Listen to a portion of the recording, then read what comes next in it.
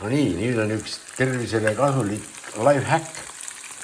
Kes veel ei teadnud, ma usun, et paljud teavad, et kuidas pann jääks puhtaks, siis kasutame panni peal küpsetuspaberit.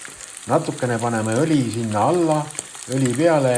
Kui sa küpsetad kotlette või midagi, siis ei ole sul hirmu, et sul pärast on vaja seda panni hullult küünda. Võtad paberil nurkadest kinni ja lihtsalt tõstad prügikasti.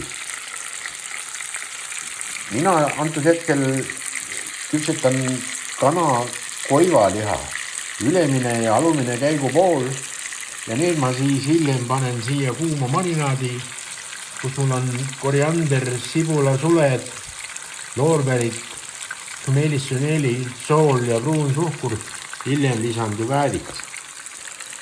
Ja ma võin kohe julgelt öelda, et see jätab teie vanni täitsa puhtaks. Nüüd, kes veel ei teadnud, siis nüüd te teate.